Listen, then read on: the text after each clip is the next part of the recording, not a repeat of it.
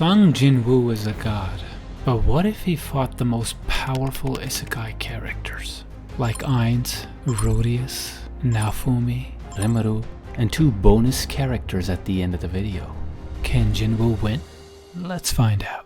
See, Rimuru can make a copy of themselves. By the way guys, I'll be referring to Rimuru as they, cause you know, Rimuru is genderless.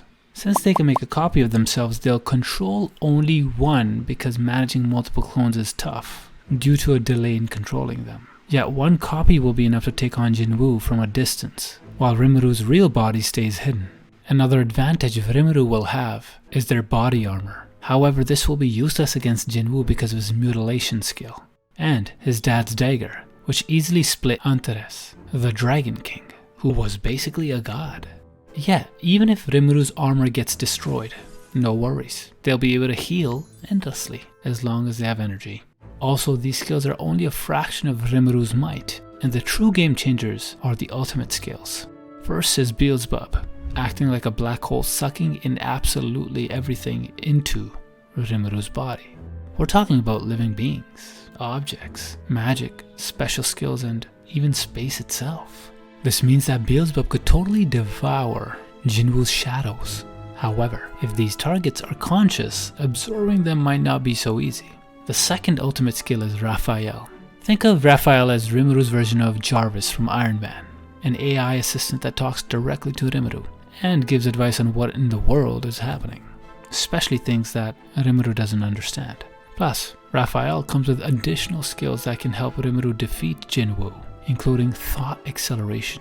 This allows Rimuru to think at lightning speed for sharper decisions. So no matter how fast Jinwoo is, Rimuru can utilize this technique against him. Next up, one of Raphael's sub-skills is analytical appraisal. Think of this like the scouter from Dragon Ball, scanning and revealing all the details about someone's power. With analytical appraisal, Rimuru can analyze Jinwoo's stats and use that information to strategize in battle.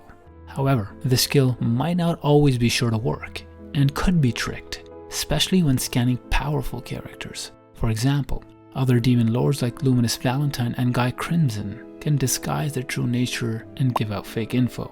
So, there's still a chance that Jinwoo might keep his real powers hidden or secret. Yet, when Rimuru unleashes his strongest ultimate skill, Jinwoo is gonna face a significant challenge. This skill, summoning Veldora, the Lord of Storms. But do you think Veldora stands a chance against Jinwoo? I mean, Jinwoo fought and totally trashed Ainz, which is kinda ironic since the Monarch of Destruction got destroyed. So even though Veldora is an overpowered dragon, fighting with our boy Jinwoo might not be in Veldora's favor because you know, he's got some experience killing dragons. However, if Veldora takes on Jinwoo's shadows, then Veldora might actually have a fighting chance. And beyond the Lord of Storms, another epic showdown would be the Shadow Army versus Rimuru's army. Just picture it, Jinwoo's 9 strongest shadows, going toe-to-toe with Rimuru's 9 executives. Like imagine Belion and Igris versus Benimaru and Hakuru. Yeah, all swordsmen. Or how about the ant assassin Beru battling to death with Zoe, the ninja? To be honest, picking a winner in the Clash of Armies is a tough call, but in a one-on-one, Demon Lord Rimuru versus Sung Jinwoo, looks like Jinwoo might lose and can't win this fight. Next up is Jinwoo versus Rudeus. So, Rudy can whip up nuclear magic bombs that instantly wipe out groups of deadly monsters. But do you remember one of Jinwoo's biggest advantages? He doesn't even have to lift a finger, all thanks to his army. And just to keep things fair, Jinwoo's got one high-ranking shadow perfectly matched for Rudeus, and that's Tusk. Well, did I say fair? I might need to take that back because the Orb of Avarice powering Tusk's Hymn of Fire Dragon attack? I mean, Rudy's fireball is gonna look like child's play. This skill can destroy multiple buildings and high-ranking demons in a single blow. And even if Rudeus whips out his earth magic for defense, it won't be enough for total protection. Now, if Rudy managed to land a powerful attack, Tusk would just brush it off with his Hymn of Protection. Easy, no sweat. By the way, Tusk isn't even the toughest shadow Jinwoo has. There is still Beru, Igris, and Belion. But if it comes down to a one-on-one fight between Rudy and Jinwoo, well, nothing's gonna make it easier for Rudeus. Not even if he uses his demon eye to peek into the future. Jinwoo will be tough to predict since he's as fast as lightning. So no matter what special eye you've got, not sure about the Sharingan though, Jinwoo remains unpredictable. Oh, did you think that's all? Well, we're just getting warmed up because Jinwoo has 2 more aces up his sleeve. First off, some of his skills don't need mana, like his telekinesis, aka the ruler's authority, which lets him control objects or enemies at will. So if Rudy tries to make a run for it, there's no escaping Jinwoo. Secondly, Jinwoo's physical strength is off the charts. This guy punches holes through demons, and even beat up a national level hunter with his bare hands. I mean, sure, Rudy's getting his workout in, but next to Jinwoo, let's say Rudy's like a skinny little kid. The only advantage Rudeus has over Jinwoo is that the guy has 3 wives. Well, he's definitely winning there. Yeah, Rudy might win in the waifu count against Jinwoo, but when it comes to an all-out battle or a 1 versus 1, once Rudeus runs out of magical tricks, he doesn't stand a chance against the Shadow Monarch. Looks like Jinwoo will be the winner of this fight. Next up, we've got Jinwoo versus Naofumi. Well, Naofumi is tough to beat. Here's how. He's basically a tank. He's got a bunch of shields for counterattacks, especially the Soul Eater shield, which drains the opponent's magic power, aka MP. Once Jinwoo's MP runs low, summoning shadows becomes tricky. But remember, he's got other skills that don't need MP. If the battle with Jinwoo becomes overwhelming, Naofumi will turn to his last line of defense, his Rage Shield. The Rage Shield has its own set of tricks, known as the Rage series, like Dark Cursing Burning, which is a skill that makes cursed flames that stop healings. If you're hit by this, you need some holy magic to recover. Jinwoo's only way out is the Holy Water of Life, a potion meant to counteract any negative effects. The problem? He's only got 6 bottles left, so he's almost out. Next, Naofumi has this brutal combo, Shield Prison followed by Iron Maiden. The Iron Maiden is like a giant metal box crammed with super sharp spikes. If that door slams shut on you, well, it's good night. Lastly, Naofumi has Blood Sacrifice, where he uses his blood to make a bear-trapped centipede appear under you, and that skill will eat you alive. But Jinwoo's strength and agility might be his ticket to dodging or escaping these deadly attacks. So these are Naofumi's strongest counterattacks, yet these skills have their limits. All Naofumi is left with is his incredible toughness. However, there's a chance Jinwoo's skill can break through Naofumi's defense. Like I mentioned earlier, this skill destroyed Antares, turning the fight between Jinwoo and the shield hero into a potential contest of who can last longer. Once Naofumi's defense drops, he's in trouble. But that's mostly what would happen in a one-on-one fight. If Naofumi and his team fight Jinwoo, Naofumi will obviously defend and keep his teammates safe, while Raftalia, Firo, and Sadina take on the offense. Naofumi has a solid crew, but facing an entire shadow army? That's a really tough challenge, even with Firo's speed and size, Sadina's lightning, and Raftalia's incredible sword skills. Sure, they might knock out a bunch of regular shadows, but when it comes to the generals, marshals, and grand marshals, they can't win that. Now let's say Naofumi alone takes on Jinwoo and his full army. In that case, Naofumi's gone. Next up, what if the Shadow Monarch fights the King of Darkness, Ainz? Who would win? Jinwoo would definitely have a tough fight against Ainz, because this sorcerer has the power to instantly kill Jinwoo. First off, Ainz has these 2 killer combo spells, Time Stop and True Death. Time Stop is like hitting the pause button on a video, freezing everything, including the target. So no matter how quick or slippery Jinwoo is, he'll be stuck in place the moment Ainz casts this spell. Once Jinwoo is frozen, Ainz can quickly buff himself up. Or Ainz can cast his next spell, True Death, which can literally one-touch delete Jinwoo. Yep, one touch and he gone. I know, Ainz is so overpowered. The next instant death spell, Grasp Heart. This move lets the caster instantly kill the target by grabbing and crushing their heart. So this might slow Jinwoo down, yet the thing is, Jinwoo has 2 hearts. However, this isn't really a disadvantage, because the cooldown time for Grasp Heart is really quick. It's like the cooldown time doesn't even exist. So whether Jinwoo's got 2 hearts, 8 or even 10, Ainz can keep spamming Grasp Heart and Jinwoo won't stand a chance. Now let's say Jinwoo survives Grasp Heart and True Death. Ainz still has a much deadlier spell. The goal of all life is death. This spell powers up Ainz's instant death spells, allowing Grasp Heart or True Death to bypass any immunities or resistances and kill the target after 12 seconds. And it doesn't matter if you're a god, undead, or immortal. The only way to beat this is if you have a skill or an item that lets you resurrect yourself after those 12 seconds. But can Jinwoo do that? I don't think so. So if you're thinking Jinwoo can escape using his invisibility skill, do you really think Ainz doesn't have a spell to counter that? Of course he does. And for anyone out there thinking Jinwoo can outsmart Ainz, bruh, I don't think that's gonna happen. This undead is a war genius. I mean, he's so cunning he made powerful empires dance at his fingertips. Now imagine what would happen if Jinwoo somehow drains Ainz's massive magic power. Option 1. Ainz can escape using Great Teleportation or Gate out of a bad fight whenever he wants. So if Jinwoo somehow starts to win against him, Jinwoo has to figure out how to stop Ainz from just teleporting away. Option 2. Ainz can start wearing all the overpowered weapons his friends in the guild gave him. These weapons are mostly world tier that possess massive power that could potentially threaten the balance of the world, no big deal. Option 3. Ainz can cast a perfect warrior spell, and he can turn himself into a level 100 warrior with super strong armor that is as tough as adamantium. Yep, just like Wolverine's skeleton. However, that doesn't mean Jinwoo's attacks won't work against Ainz. Even with his adamantium armor, Jinwoo can still use his skill, Mutilation, to rip through any tough armor. Additionally, Ainz's skill, high tier physical immunity, won't be effective against Jinwoo because this skill nullifies all low level attacks below level 60. But since Jinwoo surpassed his own level cap, he can still damage Ainz. Although the level gap won't be an issue for Ainz, as he's already defeated raid boss level challenges before, like Shaltir. She's actually designed to counter Ainz, but even with every disadvantage stacked against him, he still manages to defeat her. By the way, raid boss level stuff usually needs a bunch of level 100 players to take it down effectively, but Ainz, being the badass he is, managed to solo it. How cool is that?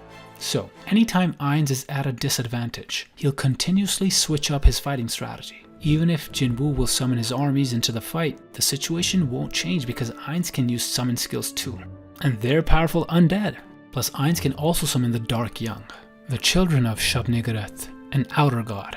The Dark Young are level 90 summons that can easily destroy anything in their path. However, these cosmic beings can only be summoned if Ainz kills living beings. Since Jinwoo's shadows are essentially dead, this won't be possible. But the real threat to Jinwoo isn't Ainz's undead army, it's the NPCs, battlemates, area guardians, and floor guardians, since each of Nazarik's NPCs has their own unique power. This is going to be a tough battle for Jinwoo and his shadows. I mean, even the maids are already overpowered, and some of the area and floor guardians like Shaltir are so strong that they can go toe-to-toe with Ainz himself. Then there's also Pandora's actor who can literally mimic Ainz's powers. So, even if Jinwoo manages to kill Ainz, the NPCs alone, especially the area and floor guardians, could still potentially fight and even defeat Jinwoo. But you know what? Jinwoo killing Ainz just isn't gonna happen. Whether it's a one-on-one fight or a war with armies, Jinwoo's odds of winning are pretty slim. And why is that? Well, because...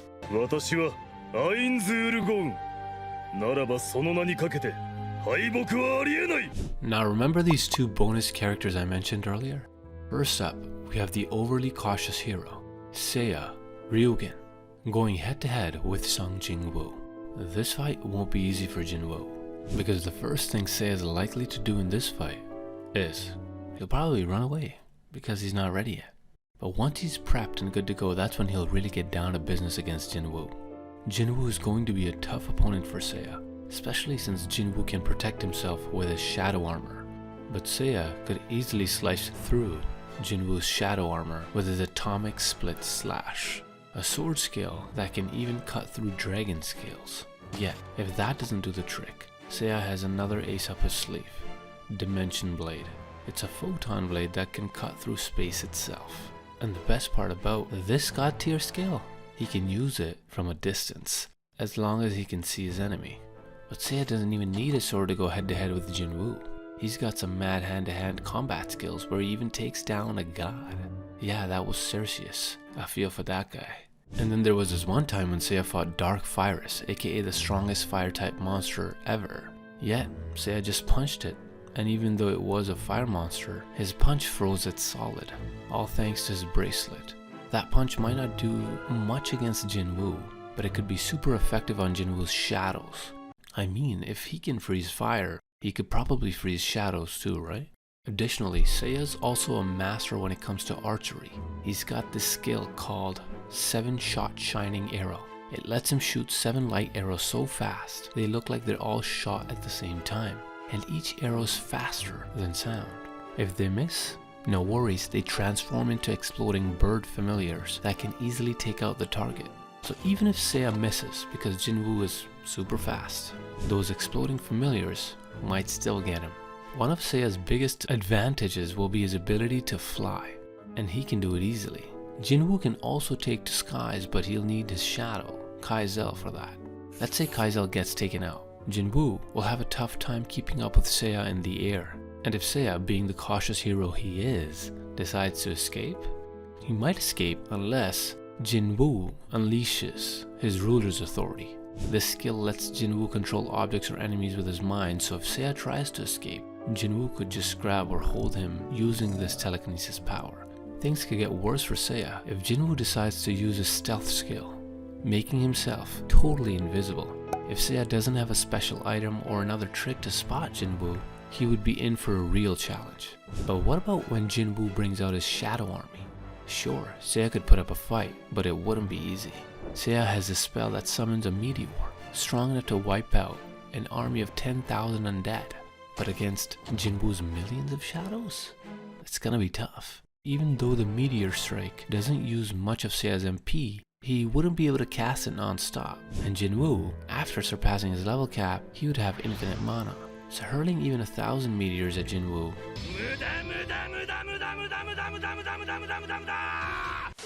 plus every one of Jinwoo's shadows, especially the high-ranking ones, would have their own unique skills to conquer Seiya's attacks.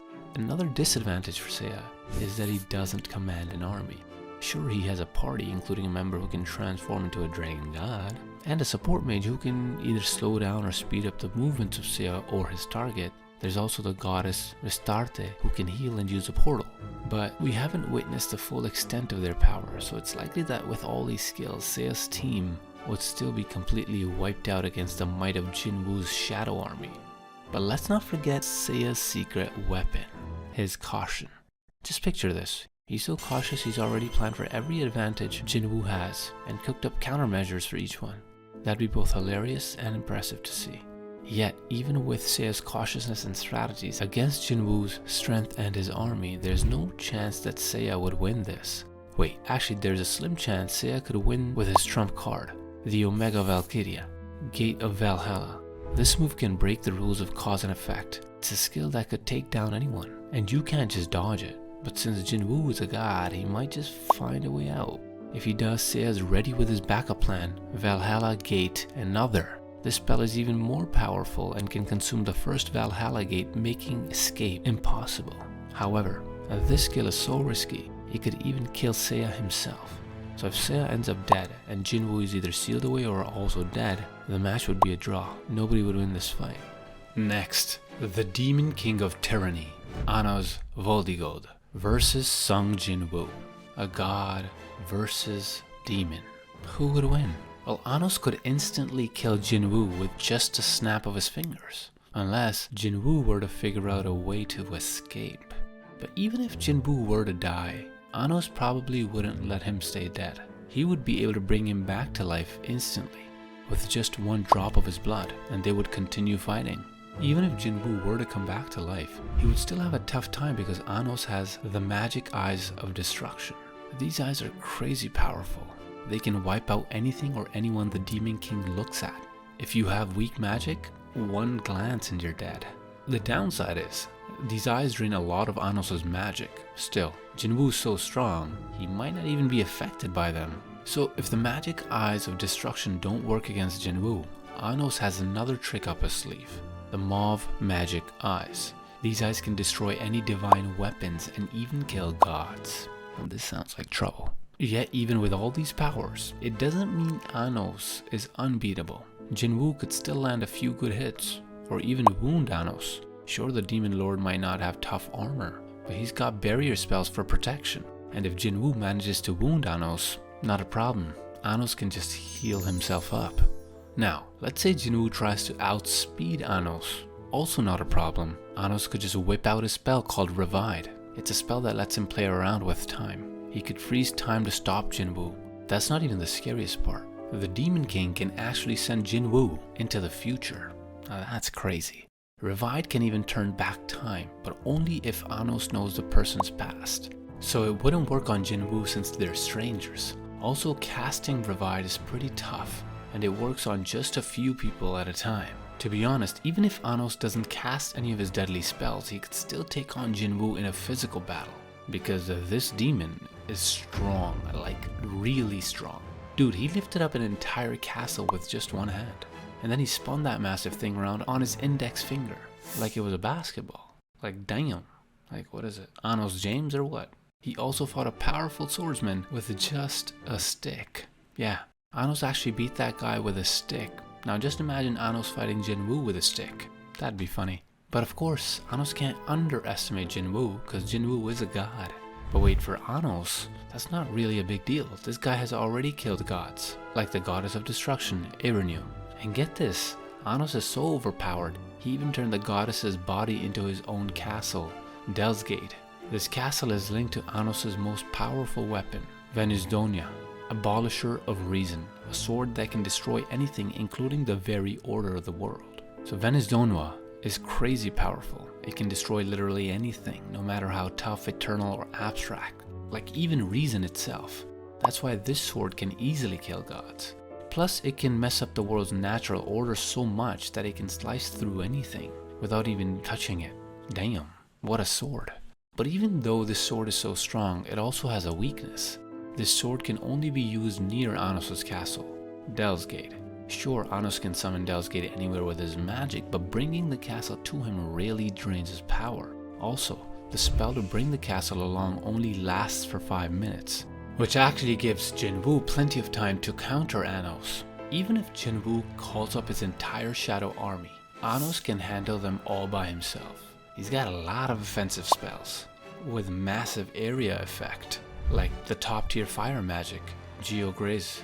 Normally this spell needs a group to combine their magic, but Ainz, he can pull it off solo, easy peasy. He's so powerful that he once evaporated an entire lake with a spell. Hey, don't get me wrong, I'm not saying Ainz can just wipe out Jinwoo's shadows easily. Remember, each shadow has unique skills for defense and offense, like Tusks or Bellion. And as long as Jinwoo's got enough MP, he's in the game. This still means Ainz is outnumbered, well, unless he brings his own crew. Ainz, being the Demon King, has his own army and some seriously powerful sidekicks. There's his right-hand man Shin, who's not only an ace swordsman, but also a literal sword known as the disastrous god-slaying sword. Might I say, made for taking down gods. Then there's Lei, another top-notch swordsman, and the reincarnation of the hero Kanon, who once battled Ainz. And let's not forget the twins, Misha and Sasha Necron, both wickedly good at magic. Whether it's a one-on-one showdown or a full-on army clash, Jinwoo's got a tough time winning against the Demon King Ainz.